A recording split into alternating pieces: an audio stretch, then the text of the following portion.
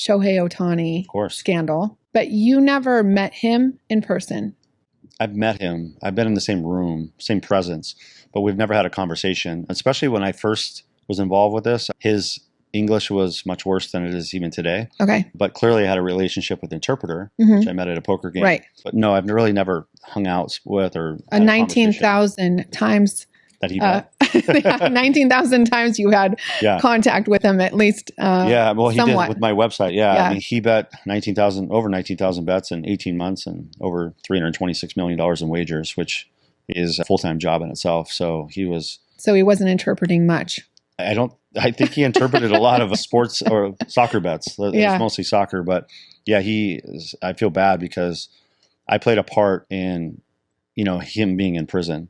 I at the end of the day, I always look at, we're all accountable for our own actions, right? Mhm. So I do feel a little guilt though that this gentleman's gambling addiction put him in prison and then ruined his career and life. And now he's in a federal prison in Pennsylvania. So I still have a little guilt for that. I also have a little guilt for Shohei Ohtani having a taboo to his name being known in this case and of course, everyone thinks he was the one putting in the bets, which, the truth of the matter of that, I want to be clear, is the only people that know who really put these bets in is Shohei and Ippei. At the end of the day, do I believe Shohei put the bets in? No, I do not, because he was on the mound pitching at times when bets were When flying the bets were coming in. Yeah, so I'm very confident he didn't put the bets in. Yeah. Do I think he was aware of his friend having a gambling problem? That part I think is a little questionable. But Okay. what's wrong with that? I mean, I have plenty of friends that have problems. I mean, Yeah. let's just say he has access to his funds. I mean, maybe he borrowed some of it. Who knows? Maybe he was okay with helping him out. I mean, he didn't do anything wrong in that. So it's really sad that he is having a taboo towards this. I understand why.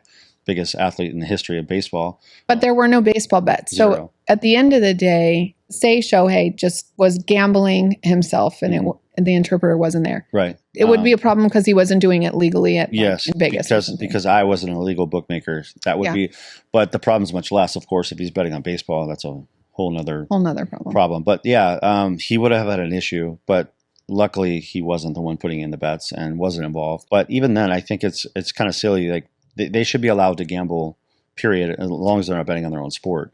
And some sports you are, some you're not. There's different rules in every sport. I'm not the one to govern that, but most of these guys are gambling, whether they want to admit it or not. I'd say at least half of them are gambling. I've been around all these athletes. Yeah. They all like to gamble.